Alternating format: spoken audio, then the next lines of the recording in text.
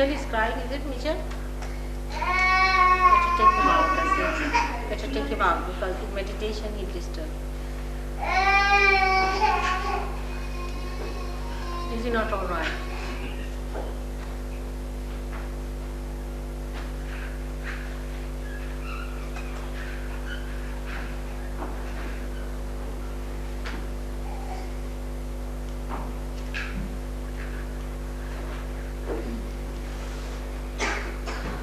No questions? How important is colour in our lives? How? How important is colour in our lives? Color, which is important if you understand the value in vibrations. See the color, any color that you use with other colors gives a coefficients. See, a painting, so for example, every painting is valued according to something artificial in normal human life. I don't know how they value it, but in the spiritual life, you value it with a vibratory point of view. For example, you see a painting, maybe abstract, maybe any kind of a painting, and you put your hands towards the painting. If the person who has painted it is a realized soul, for example, I will say Michelangelo, he was a realized soul, and he's done the Sistine Chapel. If you see the Christ he has made, it is absolutely very near what Christ was. But other people, you see, they make Christ in such a horrible way that bad vibrations coming, and I mean, I don't know how people like it, but some people say, oh, it's very great and it's very valuable. I just don't understand, because nowhere near Christ, it is not good colors, and it's the inside, the filth inside. You see, people are trying to express. For example, to show Christ in like just like a skeleton, is sadism. How can a person who carried a complete cross be like that? You can imagine. You see, he was a healthy man. Not healthy, he could take 5 of modern people and just swirl them in the hair. You see, he was such a powerful personality. And such a man can only be non-violent. And his non-violence has a glory, isn't it? What is the non-violence of a person who is already a weakling? So they show Christ such a weakling, I can't believe it, and I just don't understand from where did they get the ideas. But I've seen such statues being sold for a very big price. So human beings have their own ways of value system, but the divine has different. So the color also plays a, you may have colors, like red color is now, people according to the psychologists who are quite stupid, I must say, is very bad according to them. The red color is, no, but it is not. Red is the color of the mother, because the first light in a mother's womb is red. The child sees the red, and that's why it has the smallest what you call the wavelength. Anything that you want to attract the attention, you see a cricket ball is red. If you have to say danger, it is red, and the red color has its own value. The white has its own value, but in human mind it's very different.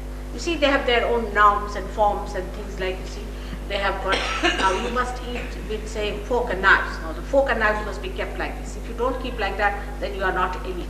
See, like that. So in the same way, even in art, they have done this kind of a mischief, that this color is nice, that color is nice, you must have everything pastel. Now they're changing, because first they used to say, all right, we can have blue. This must be an old one. So they say, all right, let's have blue or some sort of, especially the grey color. You see, grey. Now the whole sky is grey, everything is grey. Why do you want to have grey on your body? Also is growing grey suits, isn't it? We used to have, but now they have realized there's no warmth in grey, in blue. So we must have something warm. So they want to put red. They have realized it gradually. You see, it's all right grey for Indians who are so full of exuberance, to give them a little balance. Let them wear some grey. It's all right. But for people who are in England, I think grey is too much. I mean, it's a headache to see any more greys. And when you see the yards and yards of greys walking in these parties, I see, I'm really shocked. And especially you have those dresses from borrowed dresses that you wear. You see, some look so odd and so clumsy in those dresses. They're walking about. See, they think they know enough themselves. They look really clownish. See? But these forms and these things we have created, human beings. that this is the form which is the best. You must wear a tailcoat. Alright, tailcoat looks nice, but not in grey by any chance, I can tell you. If you wear a grey early in the morning, it's not, I think it's rather not being nice to God, because how do you show grey on a nice sunny morning? You should wear something nice red. Okay. Alright, so it is very diverse and beautiful, but one must enter into the realm of the spirit. Then everything forms, see, just like magnet, when you put the magnet through, all filings go into proper direction. In the same way, the whole thing becomes so systematic and understand. Immediately you know which place is giving vibrations, which is not giving vibrations. Even the chair you can make out, everything you can make out. It's very interesting. Even the forms. The other day only I told about Mona Lisa. If you, I mean, according to the modern ideas of beauty, where you have just mosquito-like women you see walking, the Mona Lisa seems to be an ugly woman, but still people are attracted towards her. Why? Because there's these coefficients which gives vibration. She gives vibration. So only on that vibratory awareness, only one can judge whether it is absolute or not, because you have not reached your absolute form. To somebody it may be a good painting, to somebody it must be horrifying. Yes? I noticed that when you're talking about that 80-year-old woman who's riding on a horse, that you laughed. It seems to me that we all do it in society. Why do we all laugh at other people's suffering and ignorance? Suffering. Sometimes I can laugh and I can't justify it. You know. What is it? Why do we have suffering, you are saying? No, I'm just saying, I noticed that you laughed, right, when you talked about that 80-year-old woman riding a horse. Now, why did you laugh then? And why do, I mean, obviously I know you're enlightened, but why do you not? Jay, come here, I can't hear you, just come here. They're saying something nice, definitely, but what is it? I don't know. Mother, I noticed that you laughed when you talked about that 80-year-old woman riding on a horse. And it seemed to me that, I mean, when I was rationalizing that it was her ignorance and her folly led to her death, right? It was her suffering. And being a not at all enlightened soul that I am, I was wondering why I laugh and at suffering, and also why you did as well. Still I didn't fall. Well, Come here, come here. What's the matter? No, I can't. you talked about a woman riding a horse. About what? That 80-year-old woman riding a horse. Uh-huh. Earlier. Oh, I see, Yeah. You laughed, and I was wondering why, and why we laughed as well, and the importance of laughter. Because it is nonsense for an 80-year-old woman to sit on a horse. See, you're not supposed to sit. You see, ask any wise man, say from India, get a villager, he will just laugh, you know, that he wouldn't understand why an 80-year-old woman, you see, poor that horse, how far can it look after that old woman? Why to trouble the horse like that? See, an old woman should know that she is a liability on a horse. And she should not jump onto a horse, isn't it? It's simple as that. You see, an old woman should behave as she's old. She should accept her old age. It's a very great thing to be old, you know. And it's such a glorious time you have as an old woman. I mean, I enjoy my old age the best of all. And I think it's a great thing to be old. But to behave like a child of, say, 15 years and getting on a horse when you are 80 years is wrong. That means there's no sense of proportion. One must mature with time. See, the maturity must come. Like my grandchildren would like to play with the little cars, all right? Then my husband would like to play with his own car, which is a moving car. Maybe I may be sort of a little bit too oldish and over mature. May not like to play with these things. I may like to play with your Kundalini. So it's stupid for an 80-year-old woman to get on top of a horse. It's absolutely stupid. As it's stupid for a little child to get on top of the horse. See, everything should be done according to the age. It's only why she got into the horse. Why? What is the need? Only because her ego is there. Simple thing as ego. She doesn't want to accept her age. She doesn't want to settle down as a mature old lady. It's nice to be very old. She doesn't understand how nice it is to be old. In this country only, I don't know why people ridicule, but all your leaders are very old. Surprising. I mean, Margaret Thatcher is slightly older than me. All your leaders are old, and why do you ridicule old age? I don't understand. Unless and until you are old, you are not going to be accepted as leaders even in this country. British are that way quite wise. I think only William Pitt was the man who was very young, and it's something so remarkable. I mean, old age is very much respected in a way. And you must respect your old age, not to behave like a little boy of 15 years to get on top of a horse, you see. And this horse must be nervous, I'm sure, because horse understands who rides. Alright? What I was trying to tell, that how people become stupid and they don't understand they have been stupid because it's just ego. Why do you laugh at ego? Beg pardon?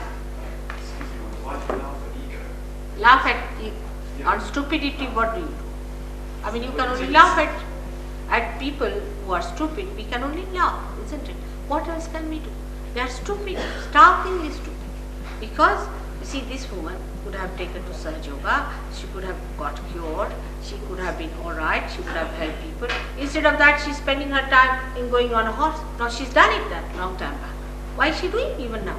Why does she think that there are very few years left for her? It is important, these are very important years. Let her do something sensible. There's no sense in this. The only thing you can do is to laugh. There's no sense. What is the sense in going about on a horse like that? It's a possession of the ego, I think. Horse is horse or motor car and all these things are thing of ego. I know of a lady in India, her husband was a governor, and I used to think she was a sensible woman. But as soon as he retired from governorship, she died. She came down from the horse. Isn't it good to laugh? Isn't it good if one looks after mental patients and all the crazy little things they do? We couldn't look after them if we didn't laugh at times. Yes, we that's. have to laugh. You see, we have to laugh at many things. It's a joke, all the time. The whole thing is a drama in which you see something stupid, then you laugh. You see something funny going on, you laugh. It's better to laugh than to be angry. We love them, we care. Better to laugh than to be angry, isn't it? What's the use of getting angry with a woman who's already dead? There's no wisdom. No wisdom in this kind of living, you see. That's what I was trying to say, that a person with his ego loses his wisdom. There is no wisdom. Human life is very precious, not to be wasted. I mean, if this woman had lived, I knew her very well, that's why I'm saying, she would have done something good. Her life would have had some meaning, but she was not born. So your laughter was for pity then? Beg pardon? Your laughter was for pity then? You see, I laughed because what am I to do now? I mean, what to do? I mean, I felt very sorry. The husband is left all alone now in life. He doesn't know what to do, and I don't know what to do, because the husband is a very nice man. He's a very big man in the country. He's regarded as a lord of something, and he's a minister also. I don't know he's now minister or not. I know them very well. And the poor fellow is now doesn't know how to manage his household, anything. He's left high and dry for nothing at all. And if you ask the gentleman, he said, I don't know why my wife was so crazy after the horses. You cannot explain these things, but then you just laugh. It's better to laugh than to be serious, isn't it? Only if somebody dies in your family, then it's all right. Otherwise, all the time we find what we find people very seriously moving about. And doing what? What have we done? What have we done with all our seriousness? Created these horrible atomic bombs for our destruction? What have we achieved with all this seriousness?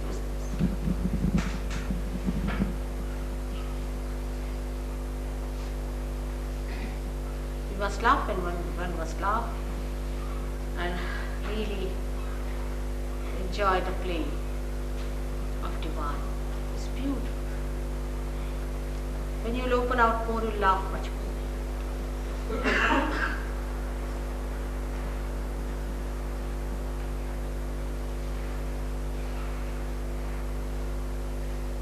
Any other question? The sages of India Yeah. and the yogis have always told us that when we meditate and do pranayama, the spine must be straight. Yeah. Why is that? Will the kundalini not rise if the spine is not absolutely straight? You see, these methods were employed at the time, very long time back. Patanjali Yoga was practiced long time back, when we had a very different type of living. Like 4 types of varnashramas we had. The first one was where a person had to be completely celibate and go to the gurus, stay in the forest, have the education with the gurus till the age of 25 years. That was the age when they selected some people for self-realization, but very few. And then they talked to them about 8 things called as Ashtanga Yoga, in which one of them was called as Yama and Niyama, which meant the correction of the body, correction of the morality, correction of the behavior, everything. Yama, Niyama. Niyama means the laws. Now, in that, because the children, when they are small, if they bend their spine too much, they will develop in any case problems, in any case. So they said you must keep your spine straight. But this prana that they told was done after the establishment of spirit. You'll be amazed. Ishvara Pranidhan it was called as. It was called is the establishment of the spirit. Once the establishment of the spirit is done, then the kundalini starts moving. Then you know what is the center is catching. According to the center, you have to do a particular exercise. But the modern one is very different. I mean, that has nothing to do with it. It's just they have taken out only that part where you have to do exercise. And it's really maddening when I see that. That this exercise is something like taking all the medicine together without understanding when you have to take which exercise for which part and what is the need. Because unless and until the kundalini is moving, how will you know? So the whole thing is upside down. It would be something like without starting the car, you start moving your wheels and everything. So what people are doing today is absolutely opposite what they should have done. See, in the other way, I can say in another word, it can be that it is all artificial. Because the kundalini has not moved. First the kundalini has to move. First the Ishvara Pranidhana has to move. And this is the problem today, at least with the people who have done Hatha Yoga.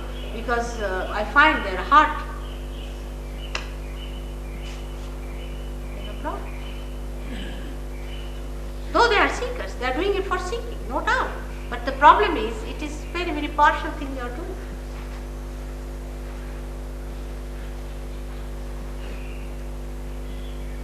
So the sages did say that your spine should be straight, our spine should be straight, no doubt. At least when we are growing, our spine is growing, that time it should be straight. Because if it is not straight, then you develop a sort of a bend, and it's not good. But the kundalini will rise whether you have bend or not. It will. Whatever style of thing you have or a pose you have, will get the kundalini rising. That's all. It's something special, I should say. It's being there. It's already predicted like that. I wonder if these people have the article which Govind has prepared after going through certain old books of Bhrigu Muni, has written about 2,000-3,000 years back about this special type of thing that will take place at such and such time. And they have said in 1970 this should happen, and I have started this work in 1970. Something special.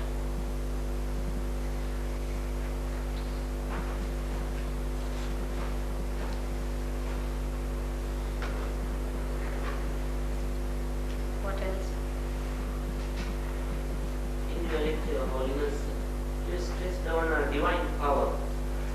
And as a Christian, I would like to know his relation to the God. And according to Christian philosophy, where he says, I am a perfect follower of Christ's philosophy, and he says the way you should enrich your spirit is by denying the flesh, completely including the sex. So is it the same thing you are teaching? Of course, 100%. That means I am you deny teaching, your I am five- doing what Christ has already predicted about me.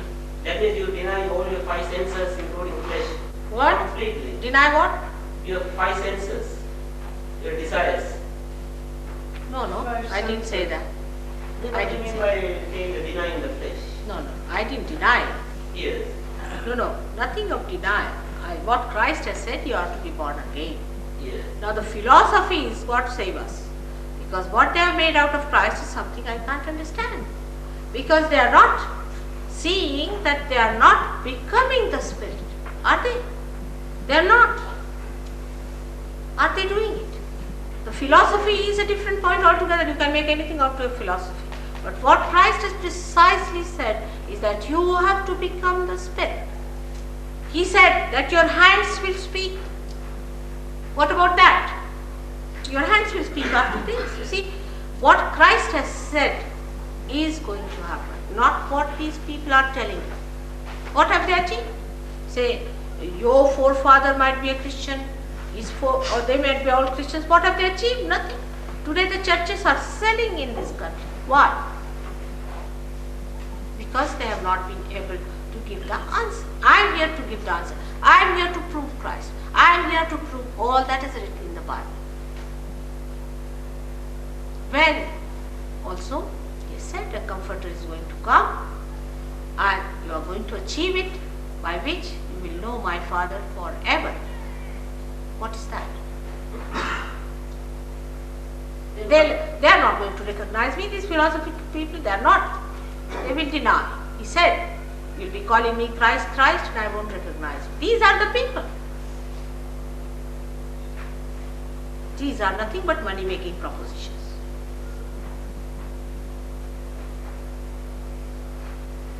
Simple as that. I just want to know what Christ meant by saying, if you want to follow me, you deny yourself and come and follow me. What is it? You deny yourself. No, I never said that. What were you listening? In gospel, Christ says, What is it? Deny yourself. if you want to follow me, you deny yourself and take up the cross and follow me. Is it the same thing? I would like to know. What is the thing? I didn't follow. What did Christ say? Just Mother- come here, just come here. Yes. He said Christ said you should deny your flesh. You are what? Christ said you should deny your flesh. Take Ah. up the cross and Yes, Take up the- deny Flesh. yourself and take Yes, up the yes, cross that's and what follow it me. is. Yes.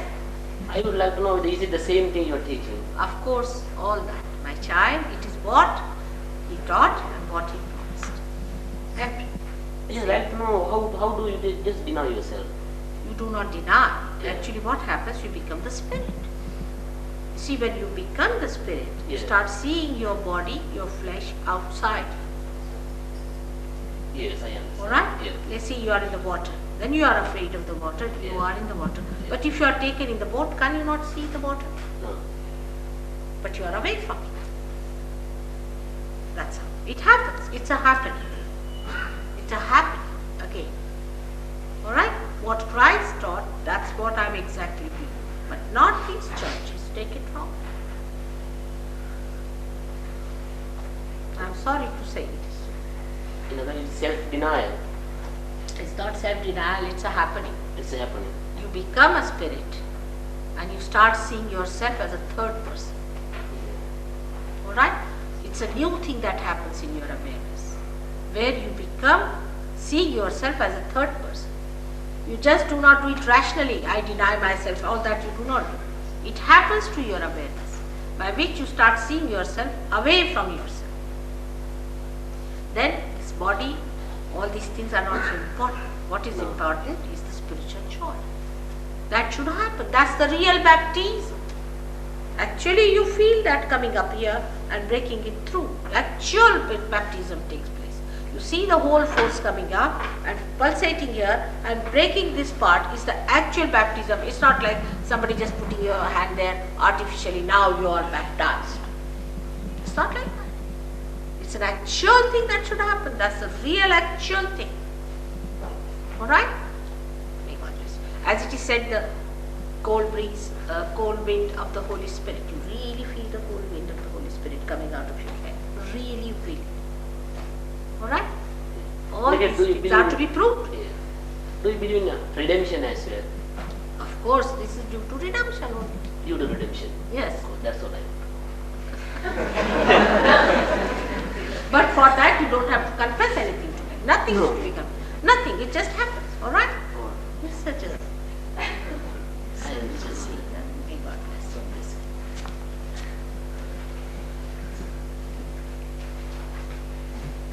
I tell you, if you really read Bible in an honest way, you will understand Saj Yoga very well.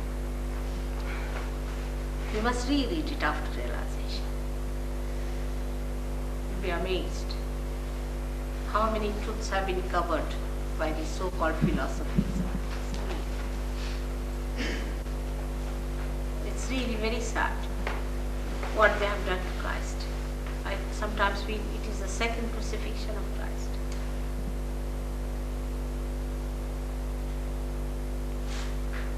Funny things like Pope coming here, we Protestants are saying we are fundamentally different.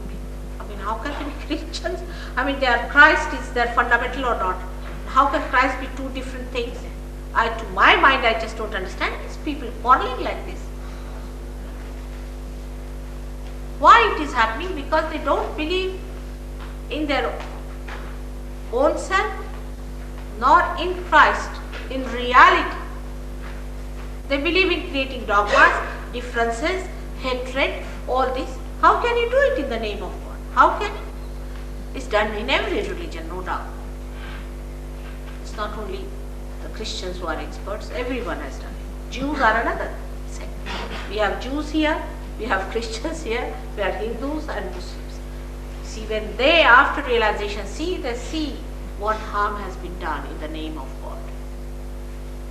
These fundamentalists, these fanatics, all of them thinking they are the chosen ones. It's very nice self-certification that you are the chosen ones.